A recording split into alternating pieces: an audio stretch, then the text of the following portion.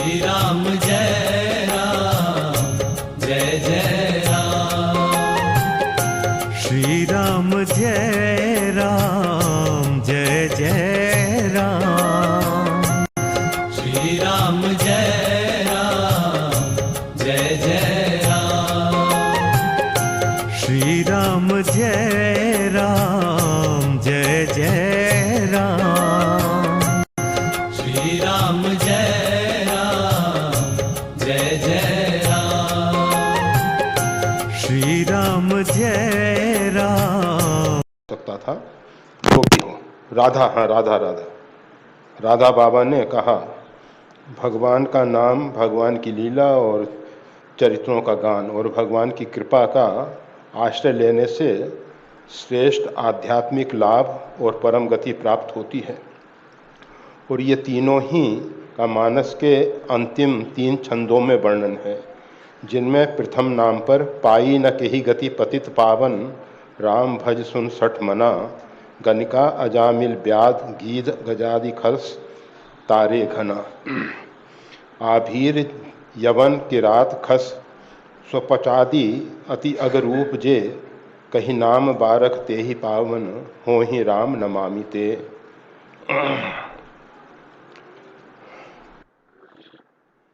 इसका वर्णन सुनने को मिले।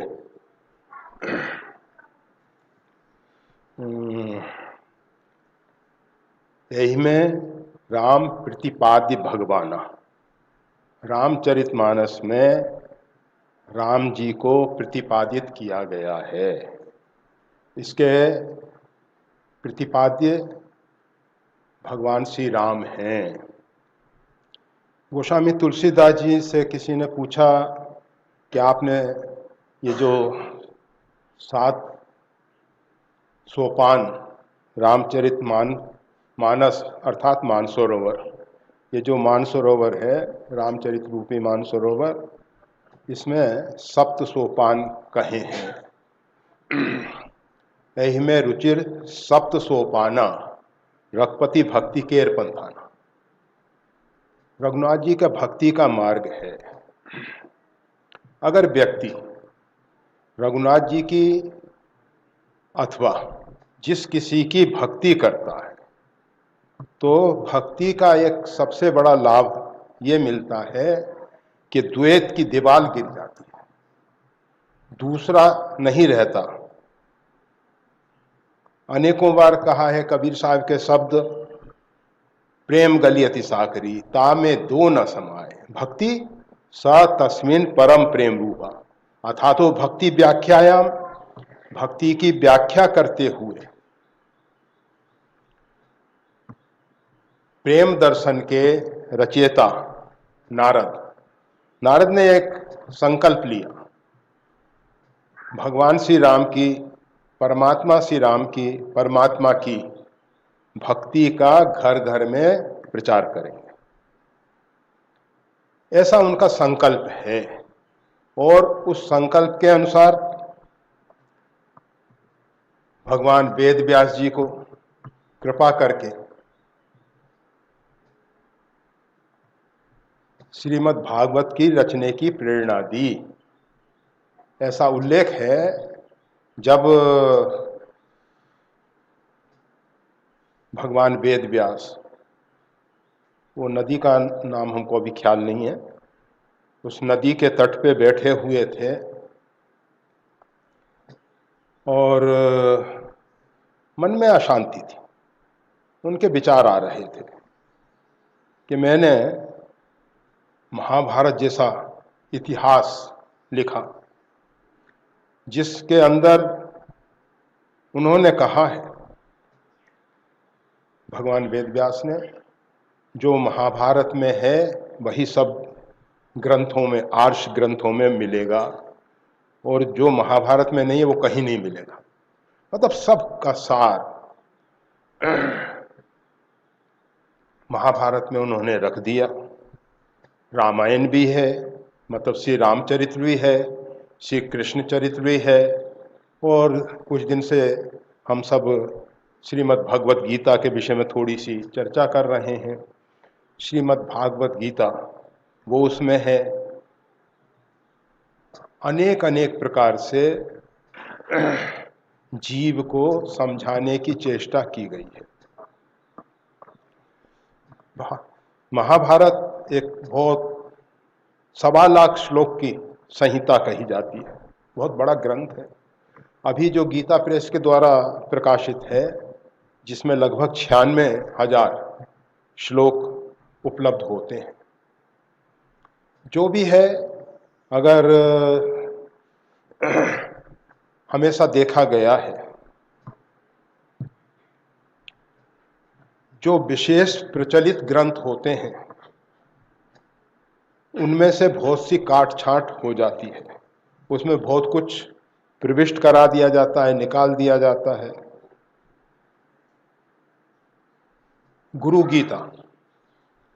गीता के विषय में सभी जानते हैं, स्कंद पुराण के अंतर्गत है। स्कंद पुराण अपने ऋषिकेश लाइब्रेरी में रखा है, 88,000 श्लोक वाला। हमने कहा देखो, इसमें नहीं मिला।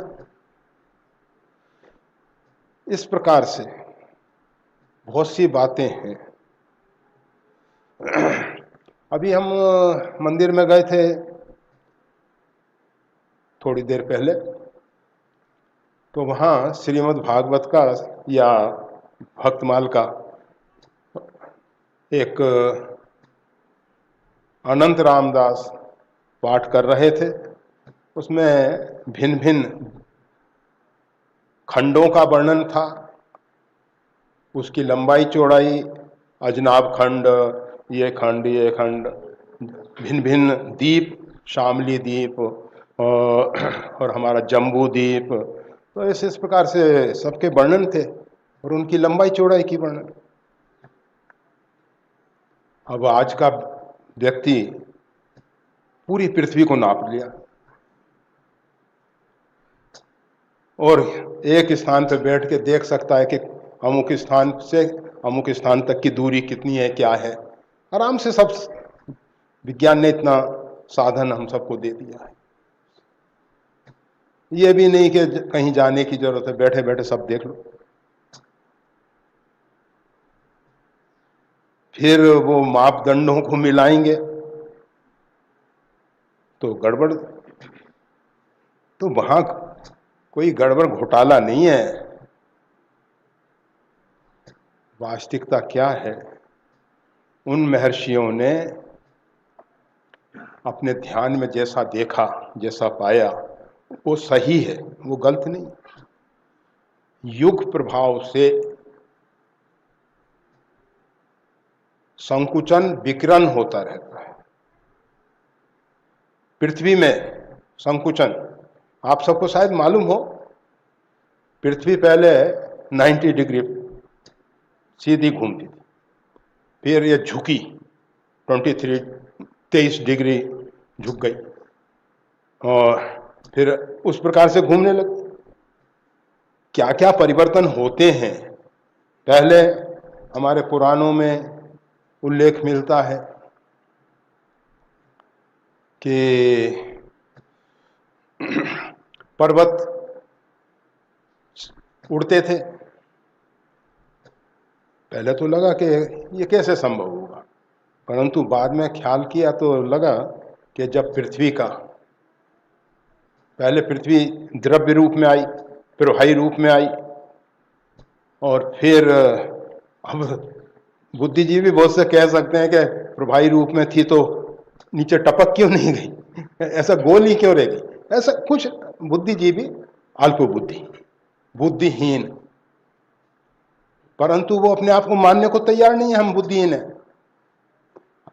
इसीलिए वो हनुमान चालीसा में एक बहुत महत्वपूर्ण बात दी गई, बुद्धिहीन तनु जान के, मैं बुद्धिहीन हूं, इस प्रकार से अंदर से जो जान के सुमरो पवन कुमार। फिर हनुमान जी का स्मरण करो, हनुमान जी महाराज कृपा करेंगे, बल बुद्धि विद्या सब दे देंगे, परंतु हम मानने को तैयार नहीं है, हम बुद्धिहीन।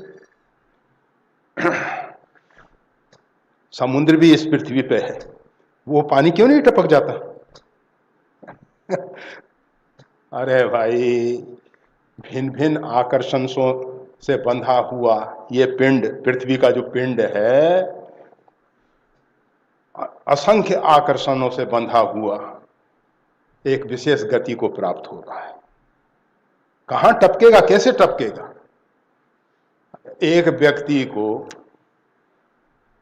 10-20 व्यक्ति खींच रहे हैं, उस व्यक्ति की क्या स्थिति होगी?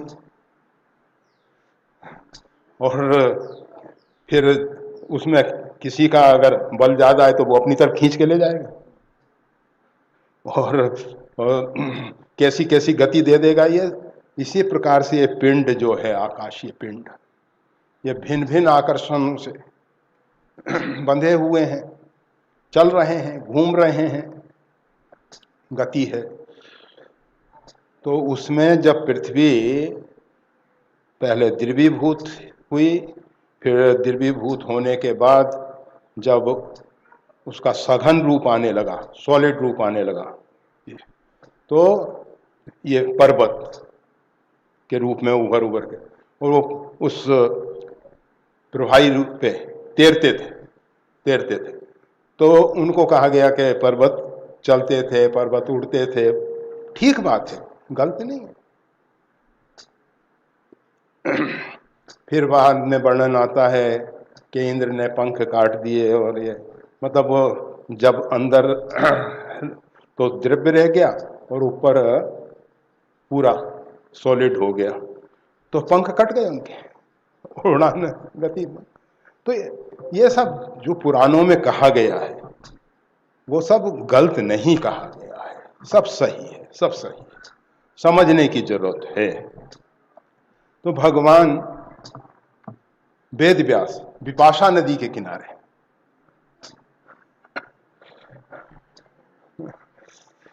कभी कभी स्मृति में आ जाता है, कभी नहीं आता।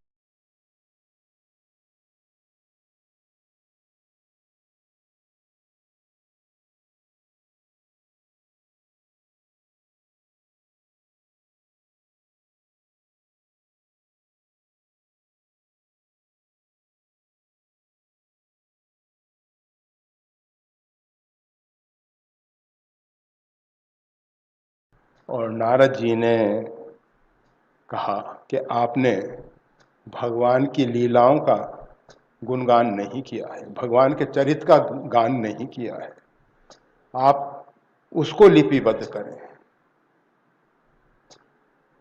तो भगवान वेद व्यास जी ने श्रीमद् भागवत की रचना की।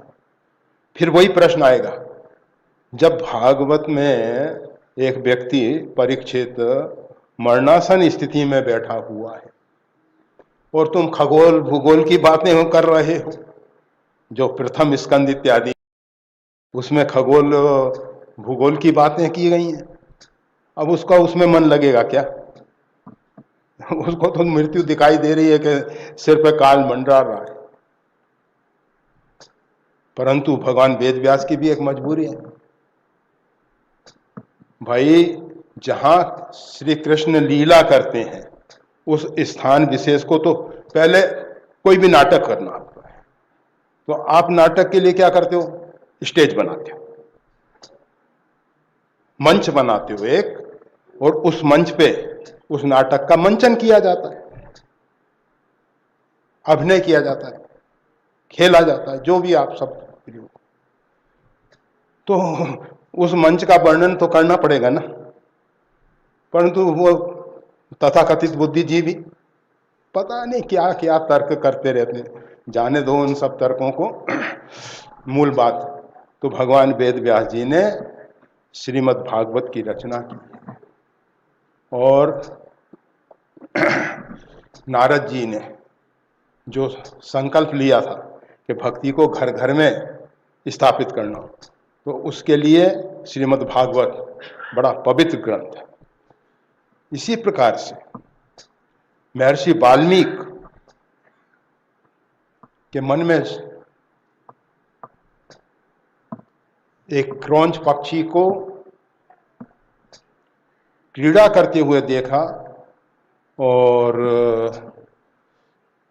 एक निषाद ने, एक शिकारी ने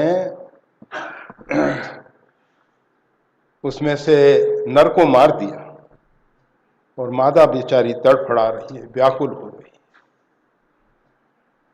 ऋषि के कोमल हृदय को इतनी ठेस पहुंची, उसको सहन नहीं कर सका। अचानक उद्गार निकला, मां निषाद, है निषाद, तू कभी शांति नहीं पाएगा। वो बेचारे मूक प्राणी इस प्रकार से क्रीड़ा कर रहे थे और तूने एक को मार के एक को कितना व्याकुल कर दिया, परेशान कर दिया, कभी शांति नहीं मिली। फिर विचार करने लगे, मैं एक तपस्वी साधु और मैं श्राप दूं? साधु श्राप नहीं देते, साधु आशीर्वाद नहीं देते। वशिष्ठ जी से भगवान श्री राम ने पूछा कि आप कहते हैं साधु संत तपस्वी श्राप नहीं देते, आशीर्वाद नहीं देते। प्रत्यक्ष दिखाई देता है कि ये जप तप अनुष्ठान कर रहे हैं, साधना कर रहे हैं। वाल्मीकि जी के विषय में आया है, ओम तपस्वाध्याय निरतम तपस्वी वाग विदाम्बरम। तप में लगे हुए हैं, तपस्वी हैं, बोलने वालों में श्रेष्ठ, अलंकृत भाषा। तो भगवान श्री राम ने कहा कि ये इतनी तपस्या साधना भजन कर रहे हैं, इनका पुण्य कहाँ जाता है? क्या आप किसी बैंक में जमा करते हैं क्या? कहा कि साधु संत तो पाप पुण्य से रहित होते हैं, क्योंकि उनकी जितनी क्रियाएं हैं वो अहंकार से रहित होके होती हैं। जब अहंकार से रहित होकर क्रियाएं होती हैं तो वो फल नहीं देती हैं। ज्ञानाग्नि दग्ध कर्माना, उनके अंदर जो ज्ञानाग्नि प्रकट हुई है उससे उनके कर्म दग्ध हो जाते हैं। किसी भी बीज को अग्नि पे भूंज दो, अंकुरन नहीं होगा उसमें। ये भूंजे हुए चने खाते तो हो आप सब, खेत में बीज के रूप में बो के देख लेना, अंकुरन नहीं होने वाला है। तो वशिष्ठ जी ने कहा, देखो राम, ज्ञानाग्नि के कर्मों को दग्ध कर देती है, फिर भी प्रकृति का एक नियम है, प्रत्येक क्रिया की प्रतिक्रिया होती ही है। प्रकृति का नियम है। अगर कोई सत्कर्म कर रहा है तो उसका परिणाम उसको मिलना ही चाहिए। तो वो जो संत महात्मा सत्कर्म करते हैं, वो सत्कर्म का फल उनके जो सेवा करने वाले हैं वो ले जाते हैं। इसीलिए साधु संत कोई गाली देगा, कोई अब ऐसा व्यवहार करेगा जिससे नजदीक ना आए। शरीर पे पूरे भस्म लगा रखी है, जटा बढ़ा रखी है, नजदीक कोई ना आए, थोड़ा दूर देख के ही लगे। भगवान वेद व्यास जब चित्रांगद और विचित्र वीर का शरीर पूरा हो गया, उसके बाद माता सत्यवती ने अपने पुत्र भगवान वेद व्यास का आह्वान किया, पधारे हैं। परंतु इनकी पत्नी है, इनको देख के भयभीत हो गई। कोई ने आंख बंद कर ली, कोई का मुख एकदम सफेद हो गया, ऐसा वर्णन आता है। मतलब काले तो थे ही। इनका नाम है कृष्ण, दीप में पैदा हुए हैं, द्वैपायन, कृष्ण द्वैपायन। और वेदों का विभाजन करके वेदों को व्यास रूप में हम सबको दिया है, इसलिए भगवान वेद व्यास कहलाते हैं। तो वाल्मीकि जी के विषय में हम कह रहे थे कि उनके मुख से ऐसा श्लोक निकला, और श्लोक ये अनुष्टुप छंदबद्ध श्लोक था।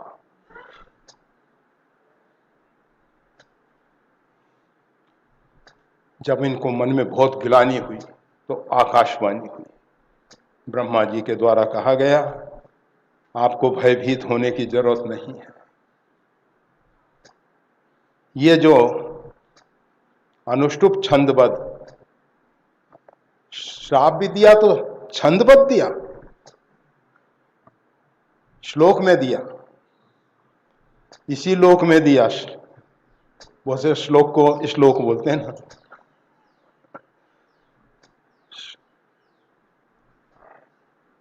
आपके द्वारा सरस्वती जो है कुछ विशेष कार्य कराना चाहती है। वाल्मीकि रामायण की रचना हुई है, वो भी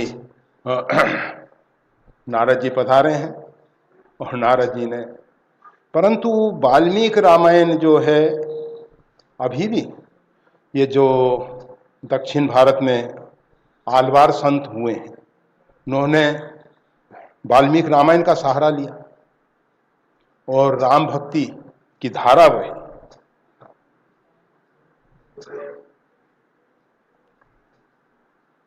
फिर उत्तर भारत में राम भक्ति की धारा को प्रभावित करने के लिए वाल्मीकि तुलसी भाई। बहुत इतिहास लंबे चौड़े हैं, हम केवल थोड़ा सा स्पर्श कर लेते हैं। तो राम भक्ति का प्रचार, मानव को मानवता देने के लिए श्रीमद् गोस्वामी तुलसीदास जी ने रामचरितमानस की रचना की है। यही में रुचिर सप्त सोपाना, रघुपति भक्ति केर पंथाना। परंतु प्रारंभ में गोस्वामी तुलसीदास जी वंदना प्रकरण में श्लोक में कह रहे हैं, नाना पुराण निगमागम सम्मतम। नाना पुराण शास्त्र आगम इनका सम्मत रखते हुए इस पवित्र काव्य की रचना भगवान शंकर की कृपा से हो रही है। उसमें कहते हैं, स्वांता सुखाय तुलसी रघुनाथ गाथा, भाषा निबंध मति मंजुल मात नोति। स्वांता सुखाय, अपने अंतःकरण के सुख और शांति के लिए। सीधा अर्थ स्वांता सुखाय, अपने अंतःकरण को शांति। अंतःकरण को शांति कब होती है?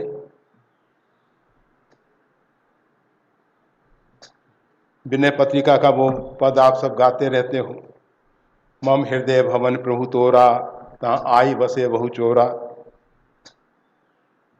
यह हृदय जो है, ईश्वरा सर्वभूता नाम हृदय देशे तिष्ठति, वो परमात्मा श्री राम सबके हृदय में बैठे हैं।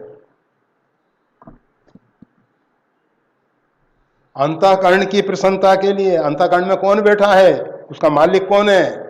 श्री सीताराम जी। यंत्र रूढ़ानी माया आदि शक्ति जय जग उपजाया। केवल ईश्वर नहीं बैठता है वहां, आदि शक्ति के साथ बैठता है वो। सीताराम जी विराजमान होते हैं। उनके सुख के लिए स्वांता सुखाय तुलसी रघुनाथ गाथा, भाषा निबंध मति मंजुल मात नोति। और भी इसके पीछे एक कारण गोस्वामी तुलसीदास जी के काव्य में ही मिलता है। कीरत भनित भूत भल सोई, सुरसरी सम सब कहां हित होई।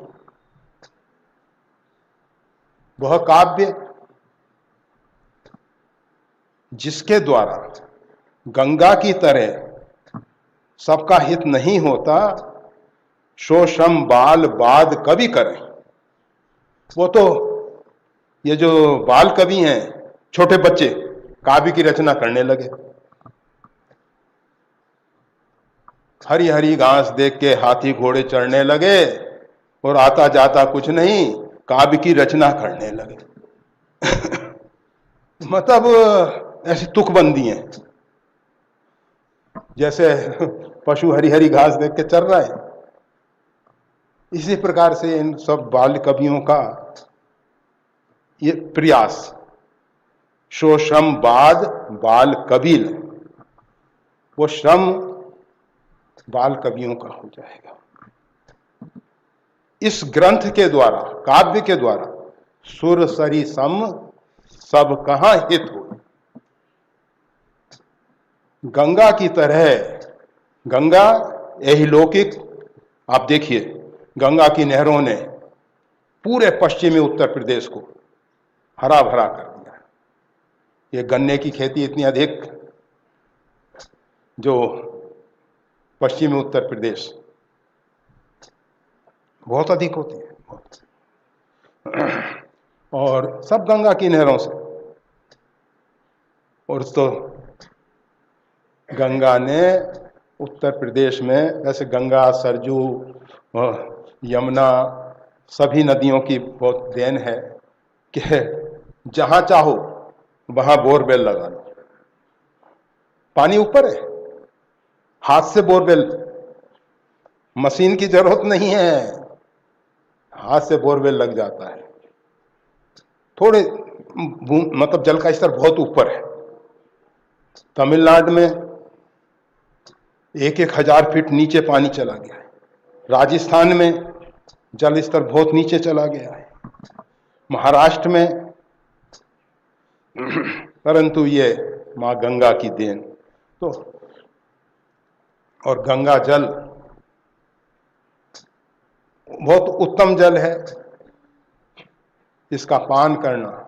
गंग सकल मुद मंगल मूला, सब सुख करनि हरन सब सूला। ये मुद और मंगल, हृदय की मुदिता और बाह्य मंगल, दोनों को प्रदान करना।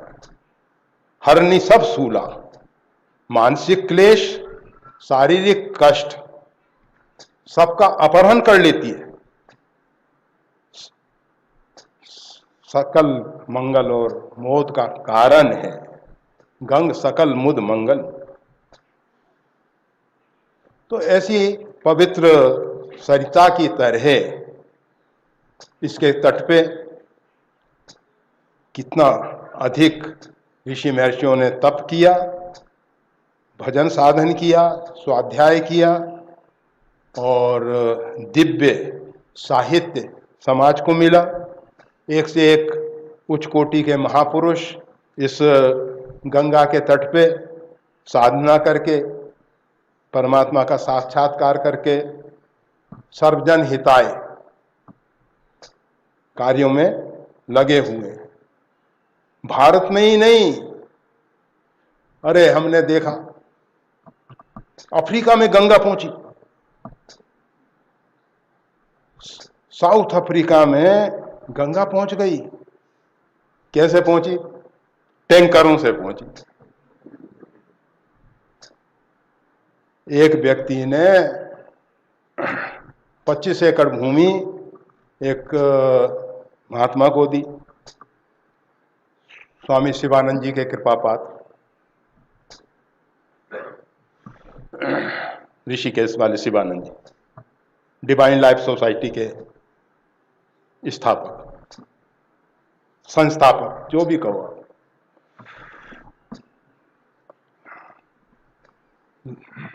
दिव्य जीवन संघ के संस्थापक।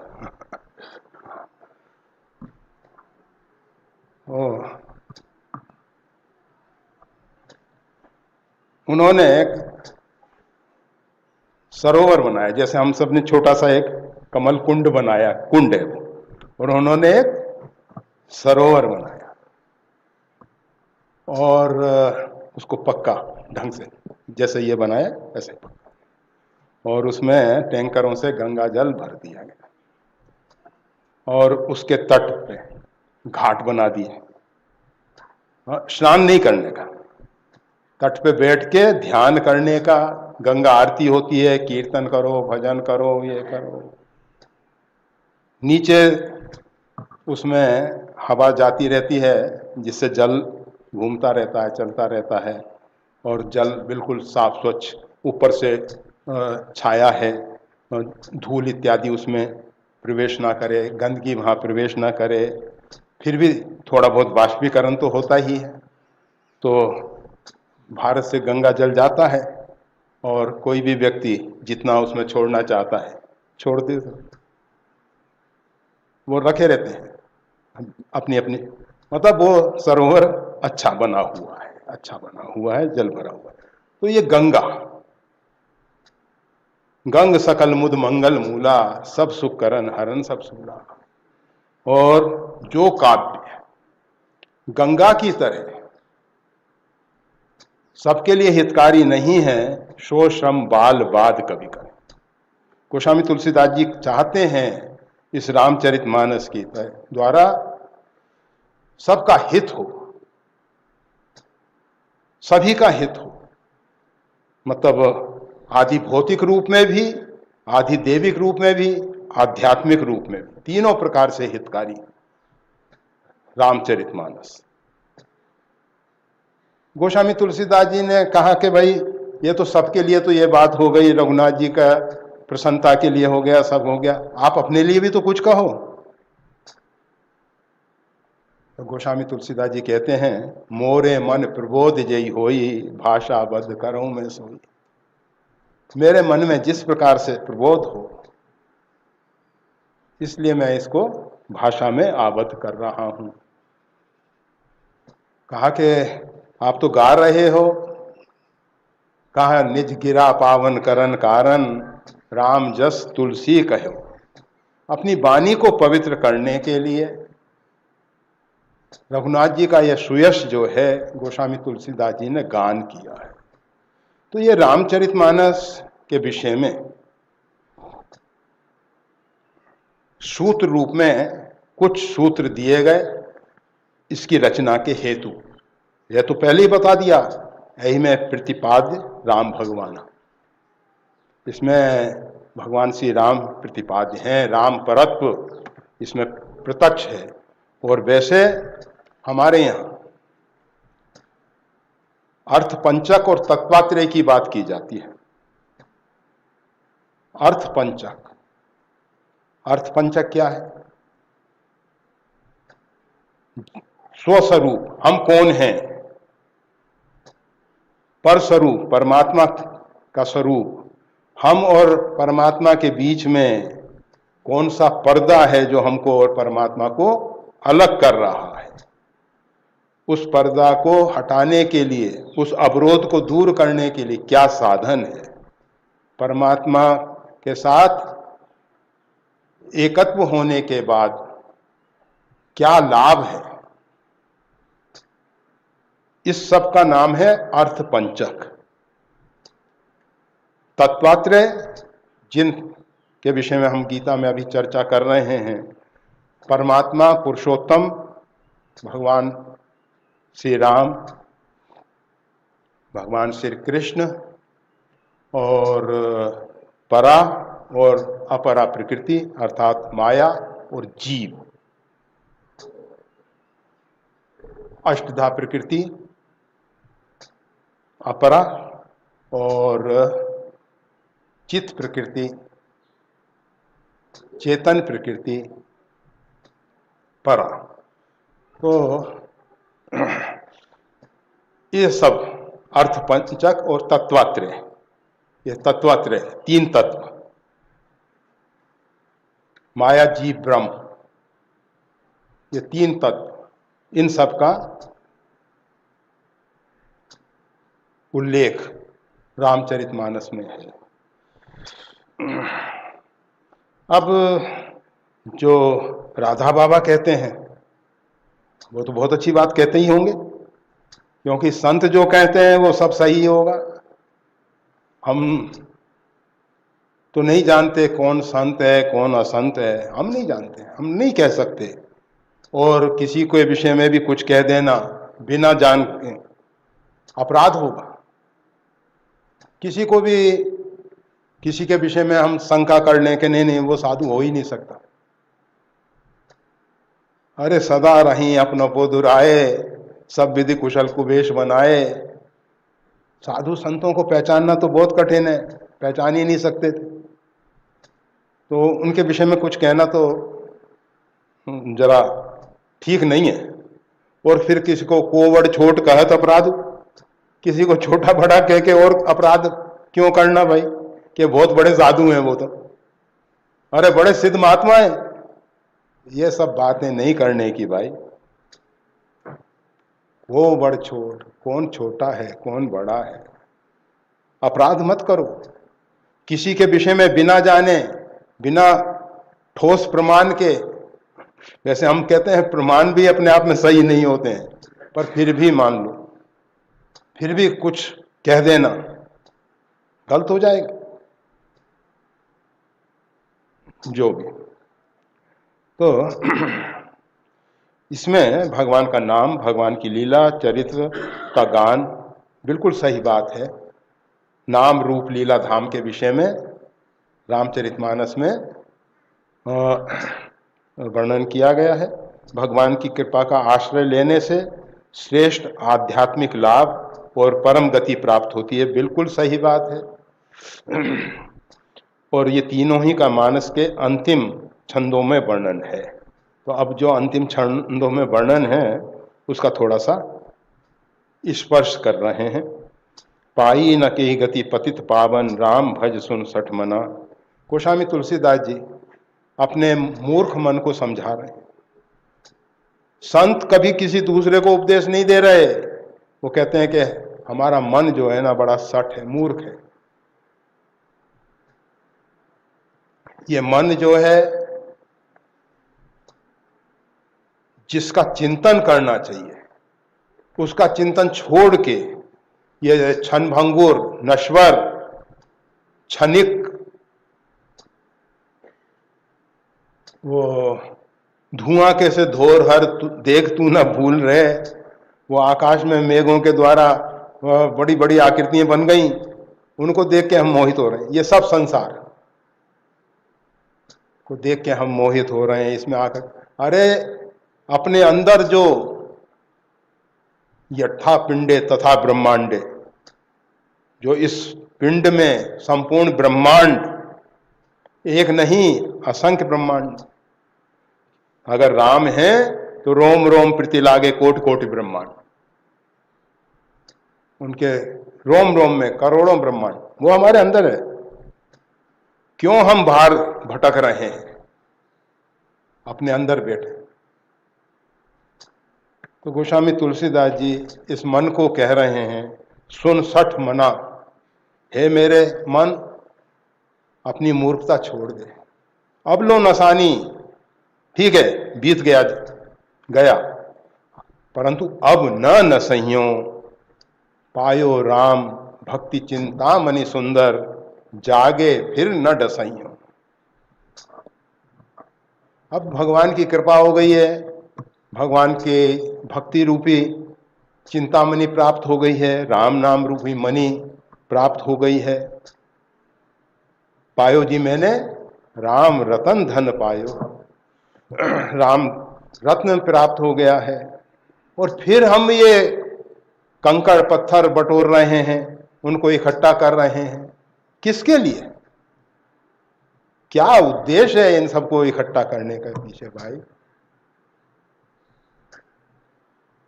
तो पाई न के ही गति पतित पावन, भगवान जो हैं पतितों को पावन करने वाले हैं। एक बिंदु जी हुए, उन्होंने कहा वैसे सूरदास जी भी कहते हैं हो पतितन को राजा, और बिंदु जी कहते हैं कि जिस कृपा करुणा की गंगा में आपने असंख्य पतितों को तारा है, उसमें एक बिंदु जैसा पतित को भी तारोगे तो क्या होगा। अरे आपने तो कितने कर्मनाशा जैसे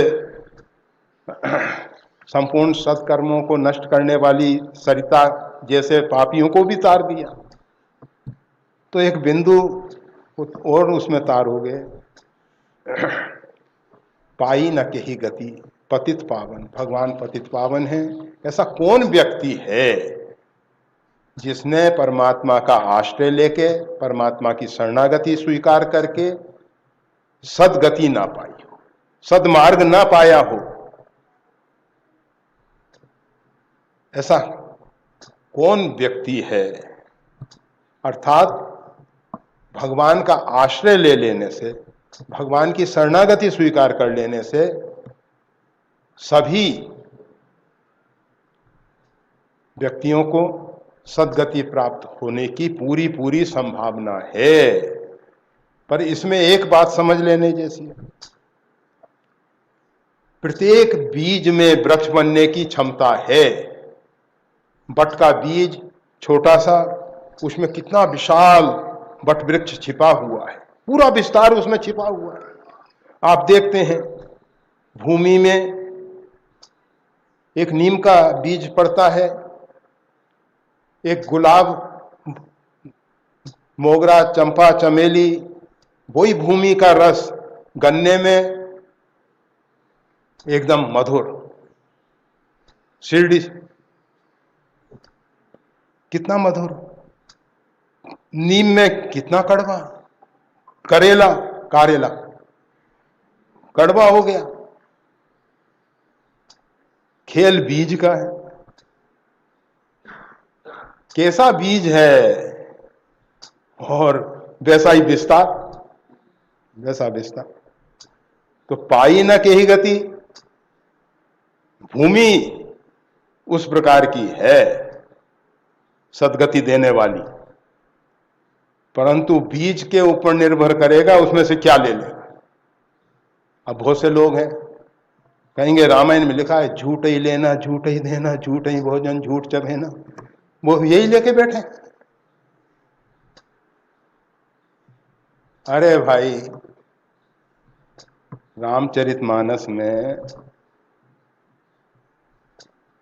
जो भगवान के भक्ति का मार्ग बताया गया है उस पे हम क्यों नहीं चल रहे हैं। तो ये अपने अपने योग्यता के ऊपर, और हम सब जैसे बीज हैं वैसा इस रामचरितमानस से लाभ ले सकते हैं। भगवान श्री राम का आश्रय देखो, राक्षस भी तपस्या करते हैं, तपस्या से शक्ति प्राप्त करके क्या करते हैं, आताताई बन जाते हैं, आतंकवादी बन जाते हैं, दूसरे लोगों को सताते हैं, परेशान करते हैं, दुख देते हैं, उसमें उनकी प्रसन्नता है, दूसरों को तड़पाने में।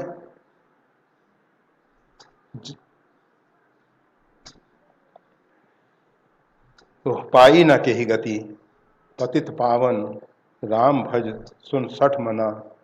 गोस्वामी तुलसीदास जी अपने मन से कह रहे हैं कि भाई देख, भगवान का आश्रय लेने से, भगवान की शरणागति स्वीकार करके ऐसा कौन जीव है जिसने सदगति नहीं पाई, और सदगति मिल गई। हमारी गति प्रगति है या क्या है वो सोचना होगा। हम कहाँ जा रहे हैं, हमारा लक्ष्य क्या है। अब कुछ उदाहरण दे रहे हैं। गनिका, अजामिल, ब्याद, गीद, गजादि खल, तारे घना। अरे ऐसे घने लोग, ऐसे असंख्य लोग भवसागर से पार हो गए हैं, तार दिए गए हैं, तर गए हैं, पार हो गए। गनिका वेश्या थी, पर तोते को राम राम कहो, राम राम कहो पढ़ाती थी। उससे उसका उद्धार हो गया। कहीं कहा जाता है वेश्या जो है इंतजार में बैठी थी कोई व्यक्ति आएगा, परंतु रात बीत गई, नहीं कोई व्यक्ति आया।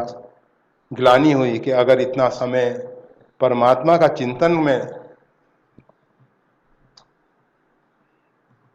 कोई साधु संत निकल रहे थे, सुबेरे ब्रह्म मुहूर्त के समय उनके ऊपर दृष्टि गई तो उस गणिका का, उस वेश्या का मन, साधु नाम दर्शनम पुण्यम, साधु के दर्शन से पुण्य सुकृत प्राप्त हुआ, उसकी बुद्धि बदल गई कि ये मैंने जो रात्रि भर व्यभिचारियों के इंतजार में समय बर्बाद किया, देखो ये महात्मा अपने आप के जीवन को धन्य कर रहे हैं, धन्य कर रहे हैं। ब्रह्म मुहूर्त में गंगा स्नान के लिए जा रहे हैं, हो गई उनके पीछे, गंगा स्नान करके आए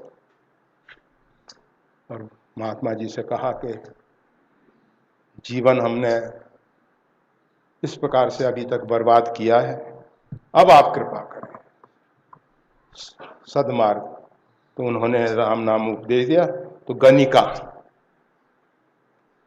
अजामिल, श्रीमद् भागवत का अजामिल बड़ा कर्मकांडी ब्राह्मण है, बड़ा कर्मकांडी ब्राह्मण, समधा काष्ठ लेने के लिए वन में गया। वन में उसने देखा कुछ ये मन चले लोग एक वेश्या को लेके गए हैं, वो निवस्त्र करके, वो सब कुदृश्य देखने से देखते रहे। अजामिल की बुद्धि खराब हुई, समधा काष्ठ लेके आए, हवन पूजन सब कर रहे थे, पर मन उस दृश्य में फंसा था। उसका चिंतन करते रहे, चिंतन, और चिंतन करके इतने सम्मोहित हुए उसके प्रति कि उसके बिना रह नहीं सकते, उसको ले आए। उस समय समाज की व्यवस्थाएं, समाज ने कहा नहीं, तुम गांव में रहने लायक नहीं, भले ही तुम ब्राह्मण हो, पर गांव में रहने लायक नहीं। गांव से बाहर कर दिया, चले गए बाहर रहने लगे।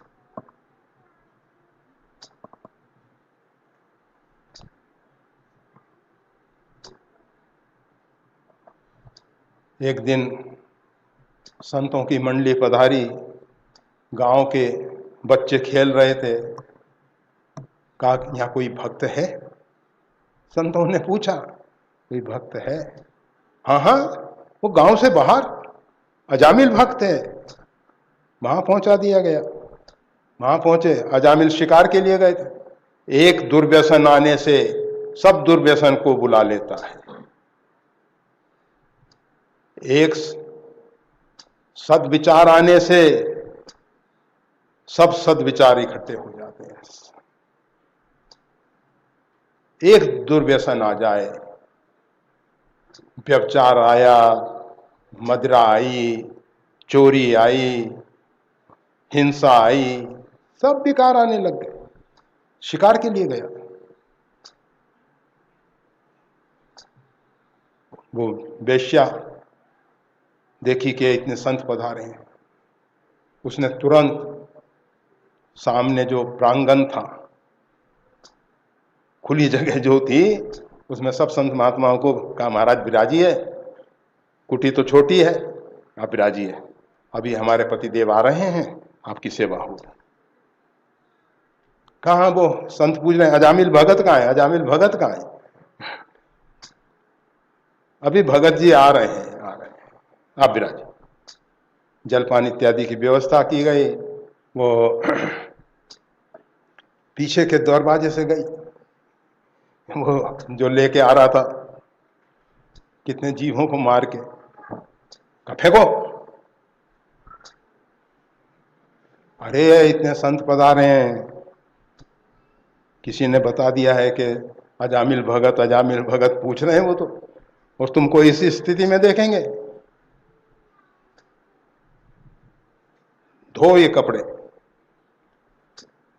भागवत में लिखा है अजामिल स्नान भी नहीं करता था। तुरंत उसको स्नान करा दिया। स्नान इत्यादि करके उसको कहा कि अब महात्माओं के चरणों में जाके साष्टांग पड़ जाओ। गया, संतों के चरणों में पड़ा। संतों का भोजन तैयार हो रहा था। भोजन तैयार हो गया। सिया हरि नारायण गोविंदे भोजन परोसा जा रहा था, और संत पंगत में बैठ के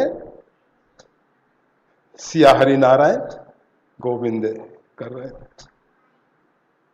चक्र सुदर्शन है रखवारा।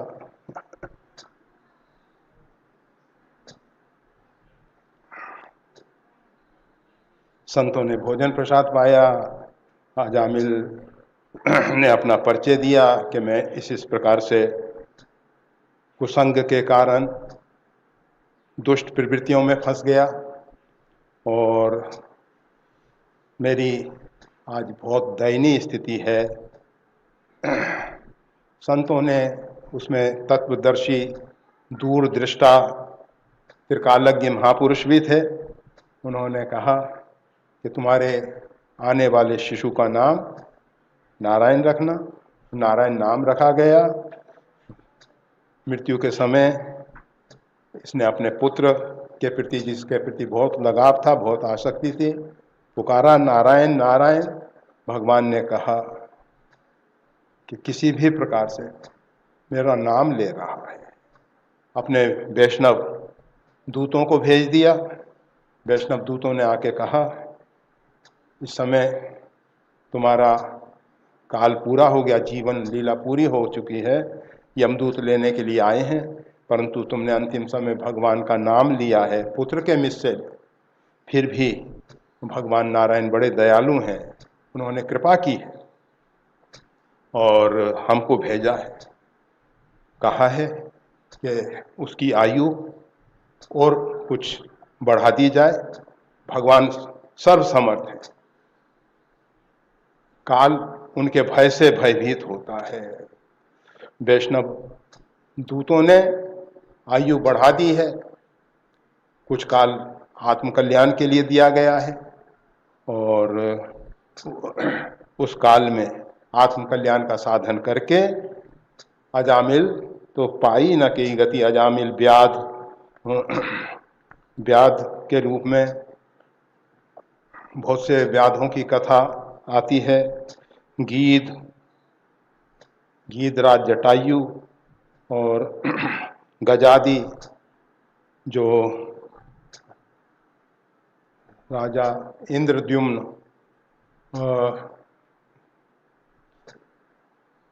गज के रूप में आए थे।